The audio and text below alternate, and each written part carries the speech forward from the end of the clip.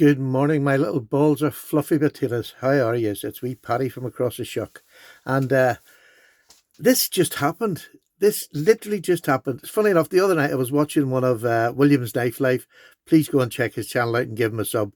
He's just an idiot. I love watching him.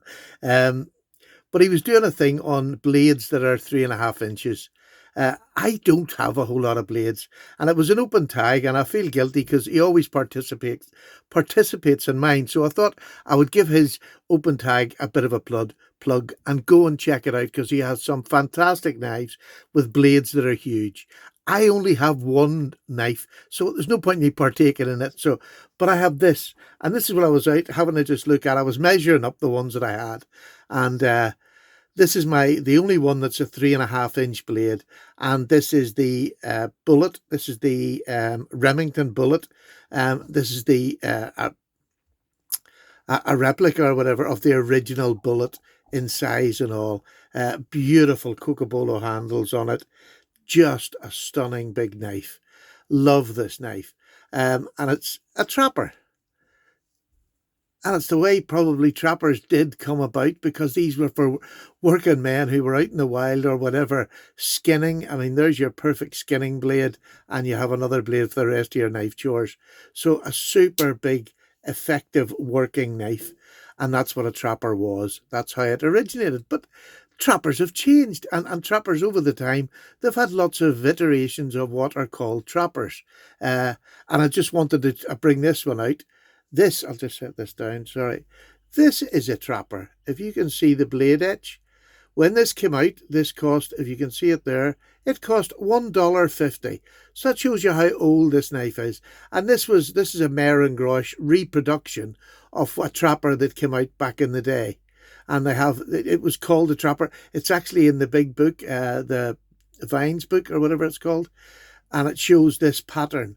This is now what is not commonly known as the GEC 35 pattern. But again, it's just a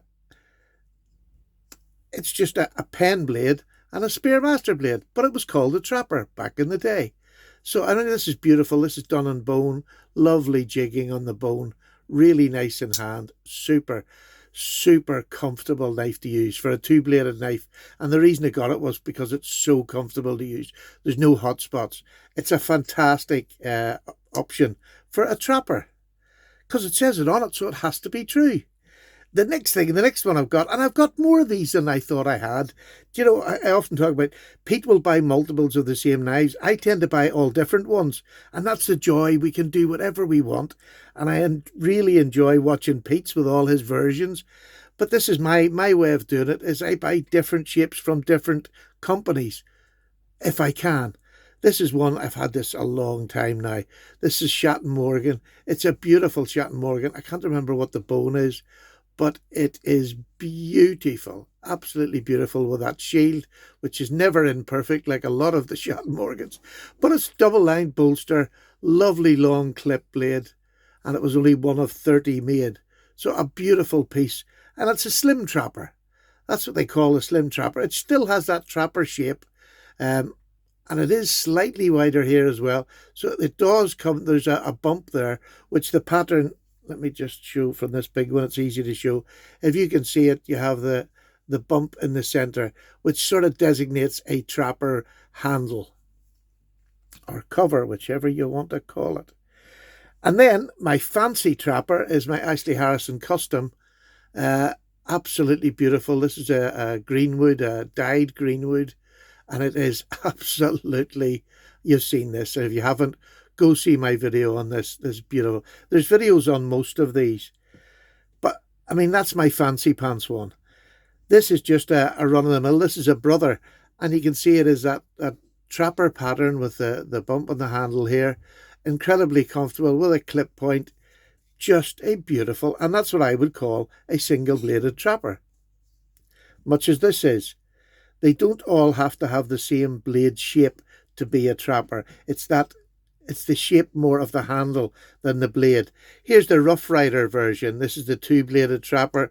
Again, you have the spay and you have the clip blade, and this is with the stonewash black. Absolutely lovely knife. Copper bolsters, beautiful dyed bone, lovely shield, always ready, it says on the shield. And again, a lovely trapper pattern. And this seems to be the pattern that most trappers are now, like the Case trappers, all the other brands. It's that slimmer pattern rather than this big bulky one, because people don't tend to carry these now. Unless you want to put that in the belt sheath, you feel it. Well, it's not that it's over heavy, but it's bulky, and it's a good thick girth. It takes up an awful lot of space in a pocket. But then again, the men in the olden days, when men were men and women were scared, they would have carried that. And here's just a smaller version. This is the Case Mini Trapper. Again, this one has the spay. Most of them have a spay and a clip. But what I wanted to show today was that they don't always have to have that shame.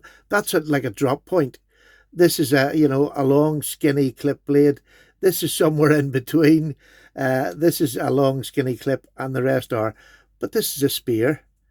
That's a drop point. And then I have one over here, which I got yesterday. And I'm going to do a full review on it. But I thought while I had these out, I'll just show you it. Because I believe this is it is a trapper pattern. This is an Oregon trapper from GEC. And this is going to become one of my favourite big knives. Because this is just gorgeous. It's the Oregon Trapper. I bought this used. Now it's slightly mottled on the blade. That's all. I'm going to use it. I actually cleaned it up a wee bit because I want to put my own filth on the knife. But look at that beautiful clip point blade and a belly and a beautiful. This is called Frontier Bone, which is delicious. I'll do close-ups better when I'm doing the review on it. But this is a big knife. This is over a 4-inch handle. Let me just show you. I'm not going to do the review or anything near it, but this is just over 7 5/8 long with a blade length of, let me just get this here for you, the blade length of 3 inches dead on. 3 inches dead on, but it's a big substantial, what's that handle length? Let me just get that. Yeah, it's about 4 1/4 handle length. So it's a super, just comfortable, and the bone has been rounded beautifully, hafted, I should say. How unprofessional of me.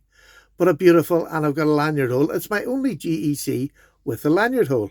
So I traded my Mustang for this, because although I love the Mustang, I have a 74 there, or 73 I think it is, which is very, very similar. And there was no point having, although I wanted that knife a lot, my other one I enjoy better. But this, just in the Titiut, I love the Titiut shield. I just love it. There's no fancy bells or whistles. This will be my work knife. It's just take it out when anything needs done. And I bought it secondhand. So yes, it's not perfect, but that means I'll use it more.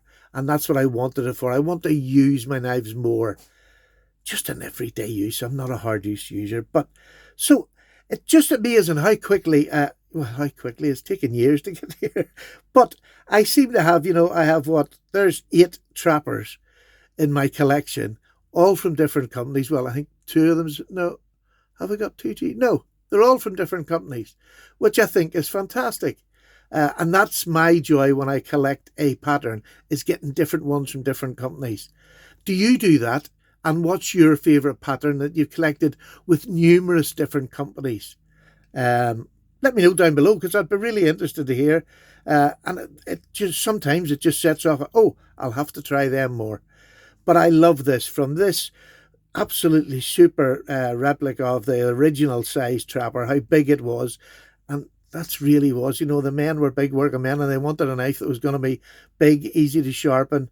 And all these have different sorts of blade steels, but there's no high-end blade steels here. They're all sort of quite basic. But a joy, a lovely pattern, and I didn't realise how much I loved them till I went to go and check out a knife for Williams Knife Life, and that's what happens to me. I then realised, my gosh, look how many I've got. And, oh, excuse me. I got a bit of a thirst on there. So, I mean, it's just a lovely pattern, and it's a lovely...